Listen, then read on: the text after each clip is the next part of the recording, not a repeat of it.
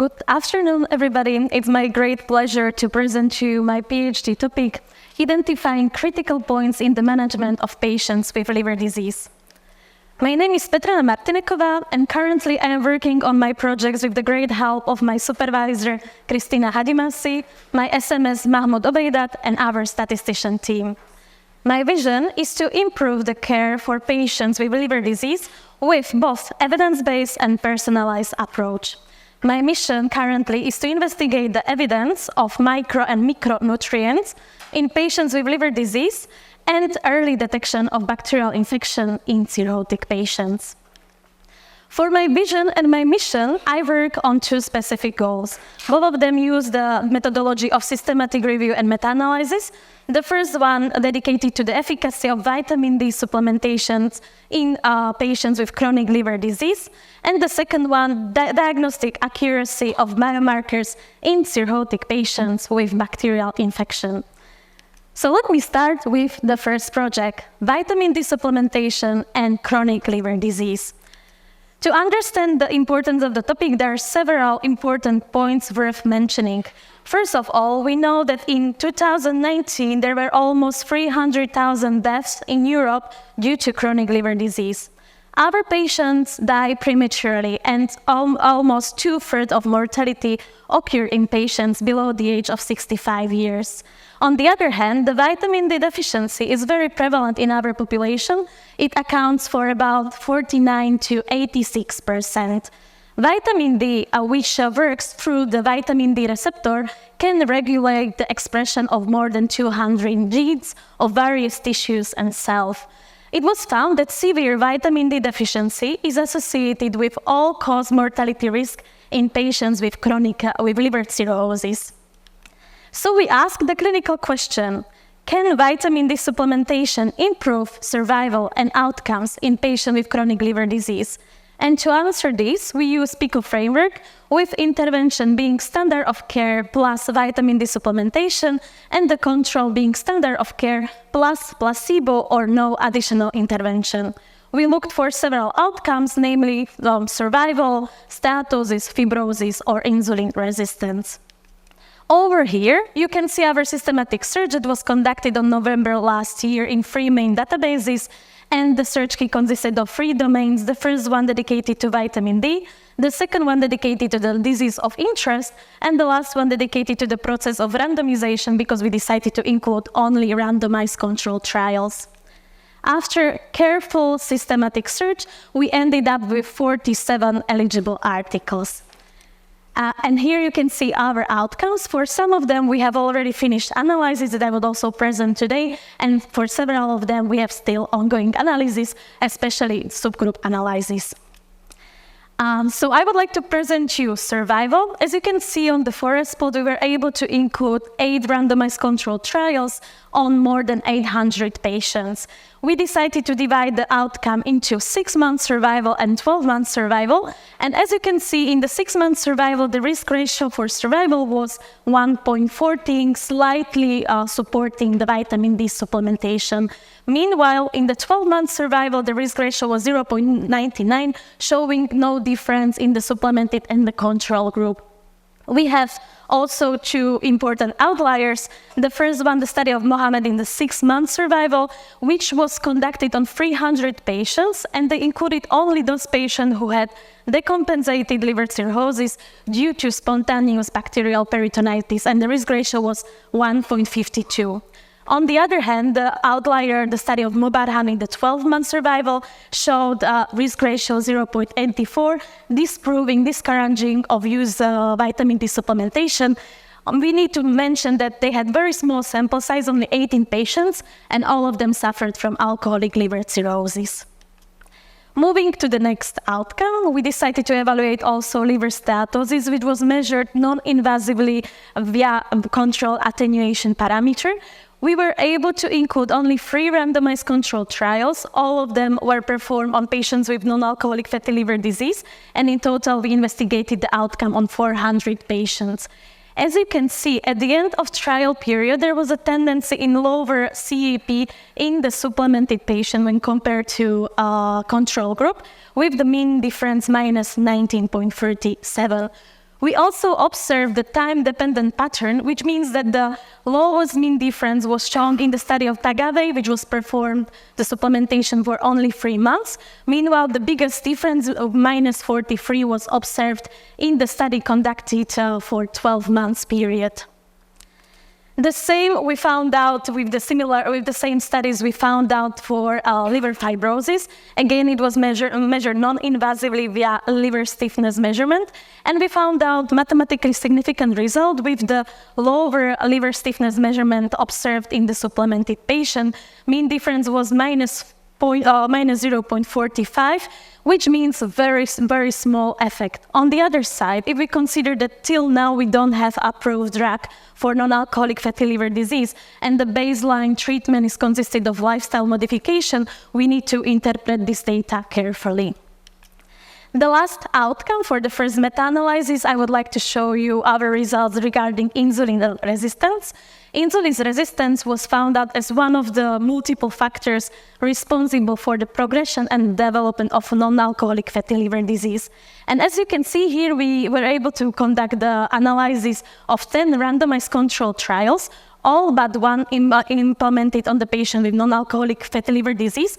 On the left side, you can see the studies where the HOMA-ER, which represent the measurement of insulin resistance, decreased in the supplemented group. On the right side are the studies which where was observed increase in the HOMA-ER. And we found out that overall, the HOMA-ER decreased by minus 0.49 in the supplemented group, but still the diamond in touching the line of difference, so we did not reach the mathematically significant result with this. To mention our strength and limitation, I would like to mention that we included only randomized controlled trials. We investigated many parameters, and the steatosis or fibrosis was measured and investigated for the first time. And also, because we have high heterogeneity, now we aim to resolve the heterogeneity with subgroup analysis if possible. Among the limitations, I would like to mention that in the studies, there were rather small sample sizes, and also there were different forms of vitamin D, ways of administration, which also lead to high heterogeneity. In conclusion, we can say that vitamin D can improve liver fibrosis to a certain level, and especially if it's administered for a longer period. When it comes to insulin resistance, we found out that vitamin D supplementation may improve insulin sensitivity. I would like to highlight as an implication for research that we still need more randomized controlled trials, especially with the focus on liver steatosis and fibrosis, and rather prolonged for the longer period of time, more than 6 months.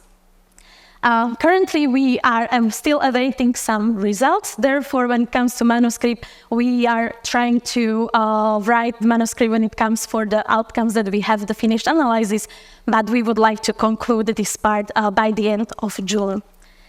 For the second project, diagnostic accuracy of biomarkers in cirrhotic patients with bacterial infection, we know that our patients die prematurely, and about 30 to 50% of death is due to bacterial infection. Also, bacterial infection was accounted as one of the most important precipitant factors of acute and chronic liver disease. To diagnose bacterial infection in our patient is very high, it's very difficult. And also we need to account for the increasing prevalence of antibiotic resistance that is becoming big concern in our population. So we ask, what is the most accurate biomarker for the detection of bacterial infection in patients with liver cirrhosis? And to answer this, we use paired framework with the index tests such as presepsin, procalcitonin, CRP, and the reference test being microbiologically or clinically documented infection, as is recommended by the current guidelines. You can see our preliminary search with 15,000 hits and with the search key of 3 domains. And we are working on the Prospero, and we would like to start the duplicate removal at the 23rd of June.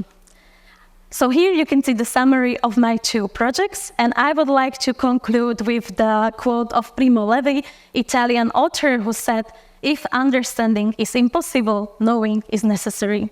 Thank you for your attention. My question is about your first topic. On the third figure about liver fibrosis, I think you had 3 studies in your meta-analysis. This one, yes, thank you. Isn't this, I mean, looking at the 3 included studies, it's really strange that one has such a large mean and also a huge standard deviation compared to the others, and that you're using mean difference instead of something like a standardized mean difference. Could you elaborate on why you chose to do it this way? Thank you. To be honest, I don't know how to answer the question. I was also surprised by the result of the Boniagar study with the big confidence interval, but I'm not sure why it's like this. Based on your results, do you think there's a subgroup of liver patients who benefit most from the vitamin D replacement? Like, would we see a much bigger benefit and effect size in patients with liver disease and malnutrition? I don't know, it's just a question. Is there a special high group of patients with liver disease who would see the most benefit, who we should focus on with vitamin D?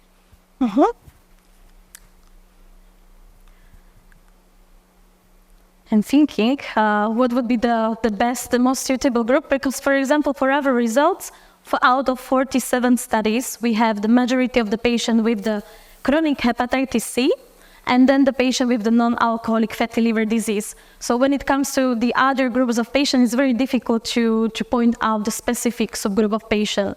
And we know that, for example, the responsible society, such as ESPEN, AASLD, or EASL, all of them recommend to measure the vitamin D, even though it's not clear if inpatient or outpatient.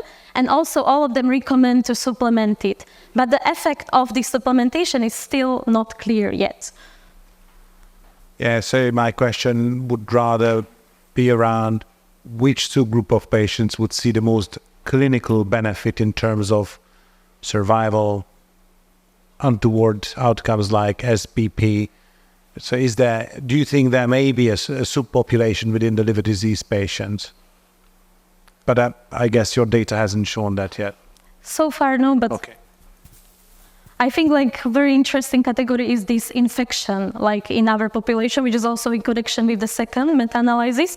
But out of these studies, there was only one which investigated the effect on the infection, and only one study which investigated, for example, the effect of sarcopenia. There is one article which showed that sarcopenia was better in the supplemented group, but it was investigated only on 20 patients from Japan. So we are still lacking or waiting some results. And also it's important to mention that the majority of our studies came from Asia, from the middle income countries. Meanwhile, from Europe, we have about 6 studies, and from United States, we have 1 study only. I was wondering or thinking about the range of the normal vitamin D, serum vitamin D level. Mm-hmm. And in your study, were the patients continuously monitored on it? And was it so that actually the normal range was reached still? It did not really show improvement in the or preventive effect in liver diseases. Mm-hmm. Was it like this? This would be my question. When they wanted to account for the adverse events in the studies, and especially in those ones which were performed for a longer period, they had to follow up for the patient, where they also measured the vitamin D level. And when it was exceeded the normal range, they stopped the placebo or they stopped the vitamin D, based on the levels. And also in our studies, for example, not all of the studies have inclusion criterion for patients being vitamin D deficient. So I need to mention that, for example, sometimes they included all the patients with non-alcoholic fatty liver disease, regardless of the current level of vitamin D status, and they supplemented or they provided the placebo based on this. I would say about it was like 50-50 of the studies. 50 included the deficiency as an inclusion criteria, and 50% of the studies, they did not measure it at the baseline, but they rather follow it up to not have the adverse events, such as hypercalcemia.